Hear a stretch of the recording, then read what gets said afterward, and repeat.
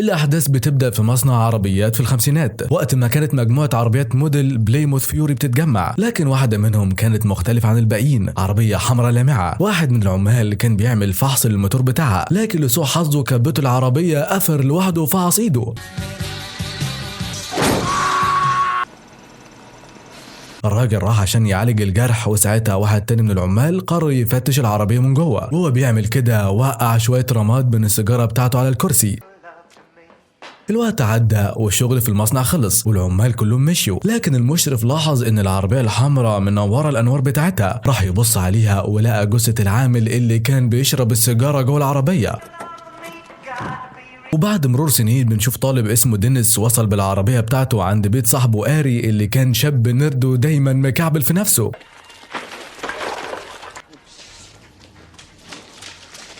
بالرغم من ان شخصياتهم كانت مختلفة، الاتنين كانوا اصحاب جدا. آري كانت بتخاف عليه ودايما حريصة انها تكون مراقبة كل تصرفاته، لدرجة انها علقت على نوعية الاغاني اللي الولاد مشغلينها في العربية. وبينما هم في الطريق، آري بيقول لصاحبه: ماما يا سيدي حاسة بالاحراج بسببي، وده لاني بشتغل في متجر وبحاول اعتمد على نفسي. تخيل يا مان، امبارح كنت بلعب انا وهي وبابا لعبة البوكر، وزعلت مني لاني قدرت افوز عليهم بذكائي واخدت منهم كل الفلوس. صاحبه بيقول له: ايوه يا عم، عارف انك ولد ذكي ودماغك دي عبقرية، مستحسن بس تعامل بابا وماما بشكل افضل. وبعدين يا ابني، مش ناوي انك تتعرف على بنت بدل ما انت شكلك مش تمام كده؟ ايه رايك نعرفك على البنت حنان المجنونة جنان، حتى مثقفة عجب شبهك يا آري. الولاد وصلوا المدرسة بامان وسلام، وهناك بنعرف ان دينيس شاب مشهور وكل الشباب بيحبوه لانه شخص اجتماعي. ومش بس الشباب بيحبوه، ده كمان البنات عزيزي المشاهد الناري. بتيجي روزانا تسلم عليه، بتقول له: من دواعي سروري اننا نخرج مع بعض يا برو. ودينيس لانه تقيل بيقول لها: للاسف انت مش نوعي المفضل. وطبعا آري بيكون متعجب ازاي صاحبه شاطر قوي كده مع البنات. في نفس الوقت بيجي شاب تاني يحكي لهم ان البنت الجديده اللي جت المدرسه دي متفوقه وبيقولوا عليها آية في الجمال. بص كده اهي جت هناك اهي. وبالفعل بتيجي البنوته لي جميله الجميلات وكل الولاد منبهرين بيها. صديقهم بيقول ان نفسه يتعرف عليها قوي، ودينيس وآري هم كمان بيكونوا مش مصدقين نفسهم. بعد شويه دينيس كان مستني آري عشان يتغدوا مع بعض، لكنه اكتشف ان صاحبه بيتعرض للتنمر من بادي اللي كان اشهر بلطجي في المدرسه. لما دينيس عرف بالموضوع جرى على ورشه المدرسه، ولقى بادي واخد سندوتش آري وبيهدده بسكينه. دينيس حاول يتدخل، لكن بادي رمى السندوتش على الارض وخلى آري يتزحلق عليه، وده خلاه يقع ونضارته تتكسر. ومش كده وبس عزيزي المشاهد الناري، بادي دعس على النضاره برجله وضحك من قلبه. في اللحظه دي دينيس استغل ان بادي كان مشتت واخد السكينه منه وضربه بوكس عدل في وشه.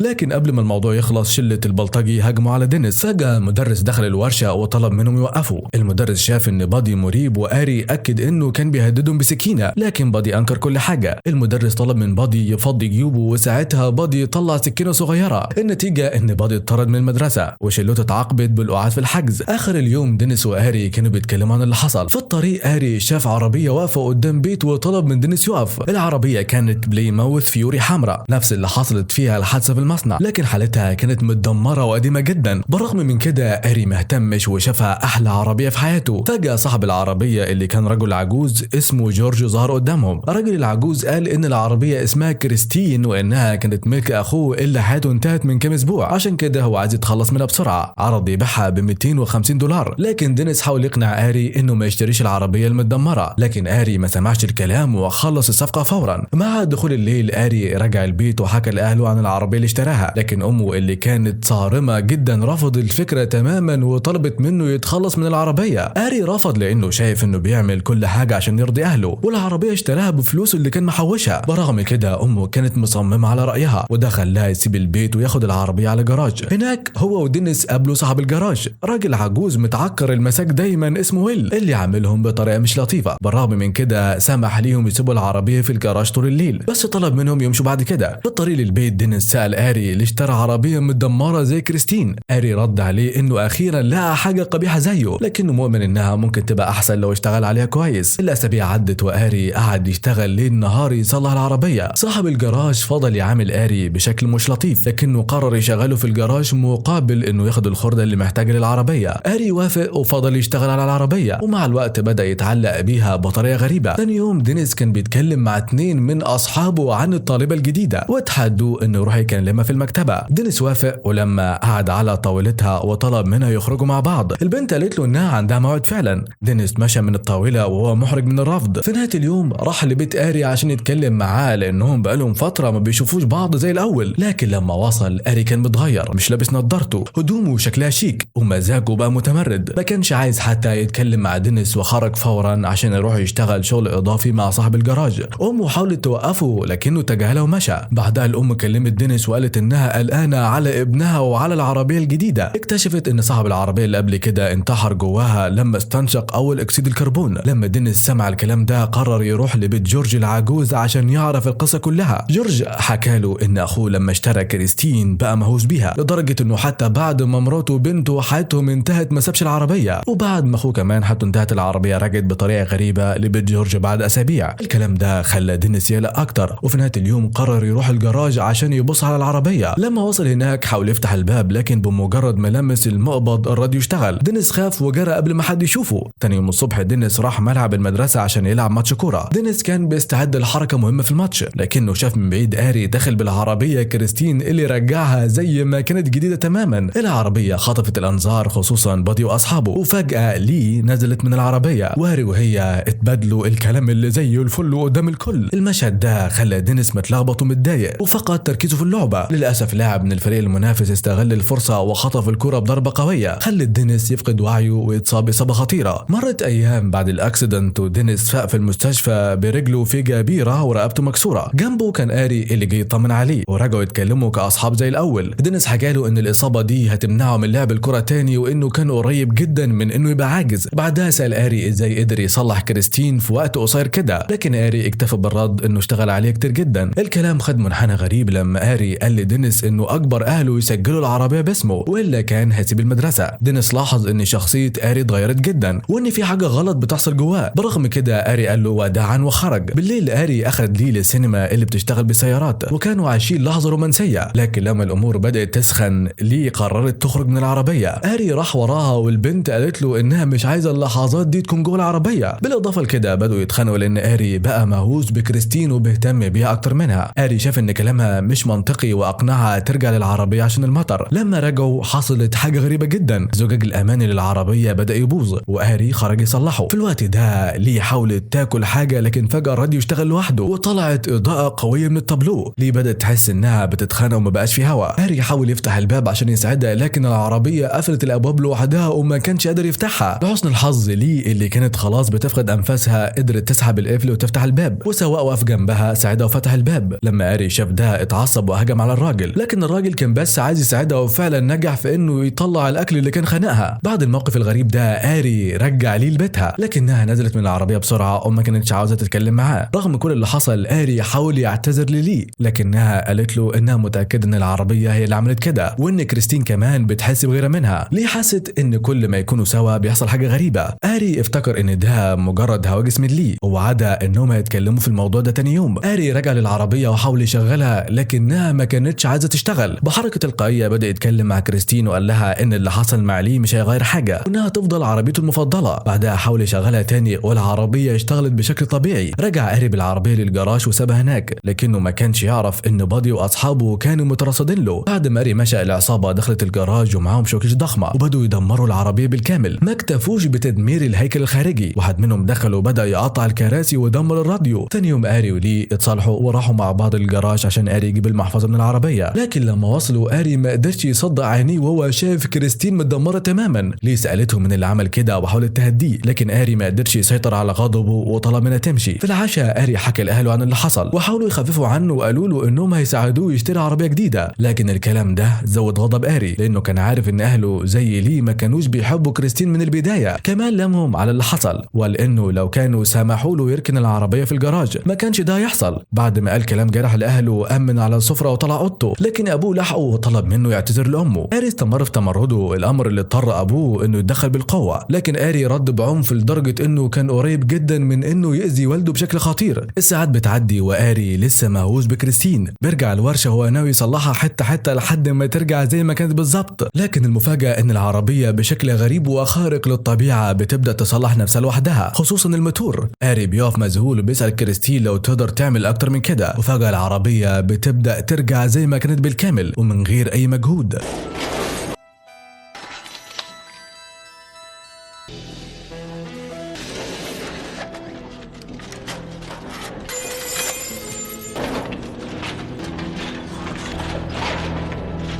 بعد شويه وفي نص الطريق واحد من رجاله بادي اللي اسمه موتشي بياخد توصيله على عربيه نقله بينزل قدام الطريق السريع، وهو ماشي فجاه بيسمع صوت موتور عربيه من بعيد. لما يقرب اكتر بيلاقي كريستين واقفه قدامه في نص الطريق. موتشي بيخاف وبيشك ان آري جواها، فبيحاول يبرر اللي عمله، لكن كريستين بتفتح النور العالي وبتجري عليه بسرعه. موتشي بيجري باقصى سرعته وبيقدر ينط من على سور قبل ما العربيه تخبطه، بيتهيأله انه خلص منها، لكن كريستين بتظهر تاني وبتبدا تطارده. موتشي بيكمل جري وبينط من بوابه بتوصله لمخزن قديم، بيجري في ممر ضيق، لكن كريستين بتظهر ورا تاني وماشيه وراه بهدوء كانها بتستمتع باللي بيحصل. في الاخر موتشي بيلاقي نفسه محبوس في مكان مفيش مخرج، وكريستين واقفه قدامه مستنيه. موتشي بيطلع مطوه من جيبه وبيهدد اي حد سايقها، لكن كريستين بتتحرك لقدام، ورغم ان الممر ضيق جدا بتضغط على نفسها وتعدي بالعافيه لحد ما بتسحق موتشي تماما.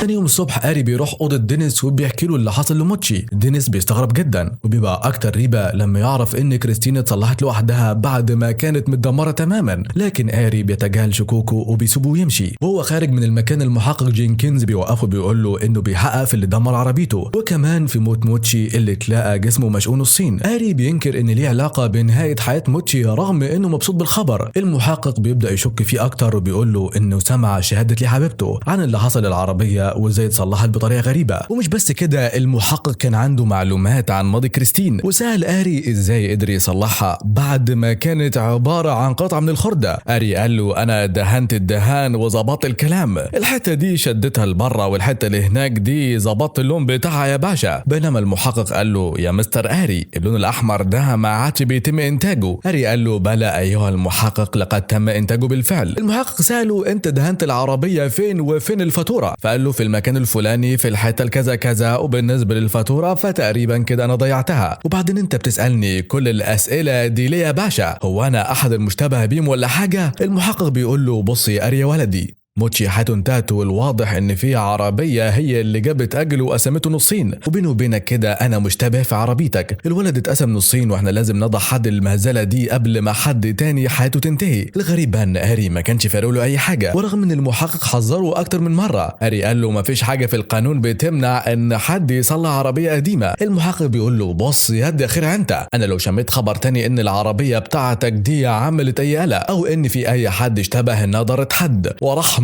سيدي اللبلوبي لكون شدك على الاسم وعامل معاك الكلازونه. الكلام ده بيستفز آري جدا وبيفقد صبره ويمشي من غير ما يجاوب على اي حاجه. بعد كده آري بيكلم ليه وبيحاول يقنعها تقابله، لكنها بترفض وده بيخليه اكثر غضبا. في نفس الوقت بادي وصاحبه دون بيشتروا شويه مشاريب من محل على الطريق وبيكملوا في طريقهم. في نص الطريق عربيه بنورها العالي بتبدا تطاردهم. بادي بيوقف عربيته عشان يشوف مين، لكن نور العربيه الثاني بيمنعه يشوف اي حاجه. بادي بيحاول يهرب بالعكس لكن العربيه بتعمل نفس حركته. في اللحظه دي بيشوف انها كريستين. هو متعصب بادي بيجري بعربيته باقصى سرعه لحد ما بيوصل لمحطه بنزين بيشتغل فيها صاحبه ريتشي. بادي بينزل من عربيته وبيطلع قضيب حديد وبيستعد يواجه اي حد سايق العربيه، لكن فجاه كريستين بتظهر بسرعه عاليه ومن غير اي تردد بتخبط عربيه بادي وبتدمر جنبها بالكامل. بادي بيصرخ ويتحدى اي حد جوه العربيه، لكن كريستين بتتحرك تاني وبتزق عربيه بادي لحد ما تخبطها في ورشه. في اللحظه دي دون كان جوه العربيه وبيتسحق جنب الحيطه من الخبطه، زي ما لو ان ده مش كفايه العربيه اللي اتدمرت بتبدا تسرب بنزين والوقود بيوصل تحت رجلين ريتشي. بعد شويه عربيه بادي بتشتغل ولما البنزين يوصل للنار الورشه كلها بتنفجر وريتشي بيتفحم في الحريق. بادي هو شايف الكارثه بيهرب بأسرع ما عنده عارف ان الدور جاي عليه، لكن كريستين بتطلع من الورشه وهي مغطاه بالنار وبتكمل مشوارها عشان تخلص على الضحيه الجديده. في نص طريق مظلم وفاضي العربيه المشتعله بتراقب بادي وهو بيجري بكل قوته. في الاخر الوحش المعدني بيجري عليه ويدعسه وما بيفضلش منه غير آخر جثمان على الطريق متغطي بالنار.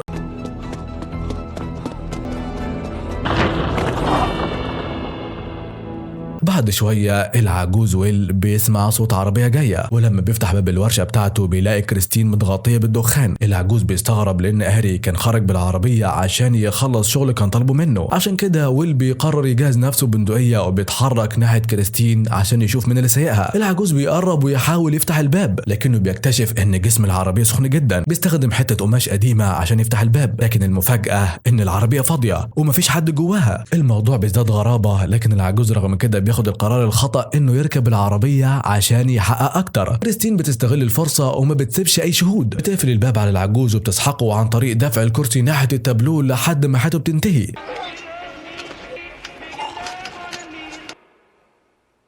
تاني يوم هاري بيرجع الورشة وبيلاقي عربية الشرطة مالية المكان. لما بيدخل بيلاقي المحقق جينكينز بيقابله، بيقول له انه لقى مديره حياته منتهية جوه العربية. الغريب في الموضوع ان الادلة بتدل انه انا حياته بنفسه، لان البندقية بتاعته كانت معاه في العربية. هاري بيقول انه ما يعرفش اللي حصل، لكنه بيشك ان كريستين هي السبب، خصوصا انها ظهرت تاني وهي متصلحة بالكامل. في نفس الوقت دينيس بيرجع بيته وبيلاقي مكالمة من لي اللي بتطلب انها تقابله. لما لي بتروح عنده بتقول له انها شاكة ان العربية بتحكم سيطرتها على هاري، وده اللي بيخليه يتصرف بطريقه غريبه وعنيفه. دينيس في الاول ما بيصدقش ان صاحبه ممكن يعمل حاجه غلط، لكن لو فعلا العربيه بتتحكم في عقله فلازم يدمرها. بعد ما خلصوا كلامهم لي بتغادر المكان، لكن بعدها بثواني هاري بيظهر مع كريستين. بيطلب من دينيس يركب معاهم في مشوار، لكن المره دي هاري بيتصرف بغرابه اكتر من الاول. في الطريق هاري بيبدا يشرب اكتر من اللازم وبيتجاوز السرعه المسموح بيها، وبيوصل انه يسيب ايده من على الدركسيون ويسيب العربيه تسوق لوحدها. التصرفات دي بتخلي دينيس يقلق وبيكرر كلام لي ان آلي مش مسيطر على عربيته، لكن بدل ما يسمع لكلام صاحبه هاري بيرد عليه بنبرة تهديد ويقول له ان مفيش اي حد هيقدر يقف في طريقه هو كريستين. عشان يثبت كلامه هاري بيزود سرعة العربية للحد الاقصى وبيغير الحارة بتاعته بطريقة متهورة لدرجة انه كان هيخبط عربية جاية في الاتجاه العكسي.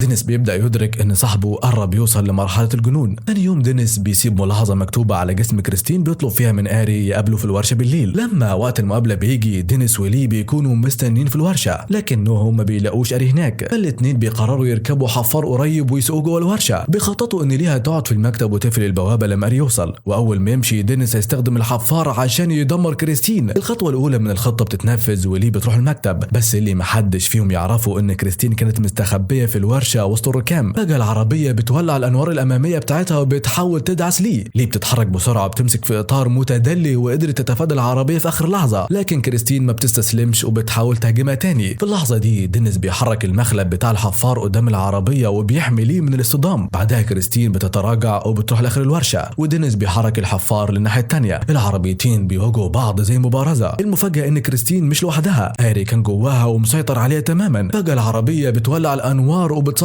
نفسها بالكامل في ثواني. الامور بتزداد سوء لما الحفار بيقف عن العمل ودينيس بيحاول يشغله تاني. الوقت ده كريستين بتندفع بسرعه ناحيه المكتب عشان تخلص على لي. البنت بتتصرف بسرعه وبتحاول تهرب، لكن كريستين بتخبط في كل حاجه لحد ما الاصطدام بيرمي هاري بره من الزجاج الامامي. لي بتهرب تشوف اللي حصل، لكن هاري بيخضها ويمسكها فجاه. للاسف جسمه كان مجروح جامد بسبب قطع الزجاج اللي في الزجاج الامامي. في لحظاته الاخيره هاري بيحاول يلمس العربيه اللي بيحبها، لكن حياته بتنتهي قدام كريستين من غير ما يقدر يعمل اي حاجه تانية. لي بتجري تهرب، لكن كريستين في حركه اخيره بتحاول ترجع تدوسها. في اللحظه الاخيره لي بتتفادى الاصطدام والعربيه بتتعلق في عمود. دينيس بيستغل الفرصه وبيشغل الحفار وبيتحرك ناحيه كريستين بيضربها ضربه قويه، لكن العربيه بتقاوم وبتحاول تهرب. كريستين بتحاول تهاجم لي، لكن دينيس بيستخدم مغلب الحفار وبيغرزه في العربيه من ورا. الضربه دي بتفقد العربيه قوتها وبتعطلها، لكن لي بتجري ناحيه الحفار عشان تنضم لدينيس، لكن كريستين بتبدا تشتغل تاني وتحاول تبني نفسها من جديد عشان يخلص على الشر ده للابد. دينيس بيشغل الجرافه وبيسحق كريستين بالكامل. العربيه بتحاول تقاوم، لكن في الاخر بتتحطم تماما والمعركه بتنتهي اخيرا. تاني يوم دينيس ولي بيقابلوا المحقق جينكينز في نص الخرده، وهناك بيلاقوا كريستين متحوله لقطعه خرده مضغوطه. الخطر شكله انتهى، لكن فجاه بيسمعوا اغنيه شبه الاغاني اللي العربيه كانت بتشغل على الراديو. لحسن الحظ الاغنيه كانت من عامل في الخرده مشغل ستيريو. في النهايه الثلاثه بيغادروا المكان، لكنهم ما بياخدوش بالهم لما قطعه صغيره من كريستين بتبدا انها تتحرك، وده بيثبت ان العربيه الشيطانه لسه عايشه.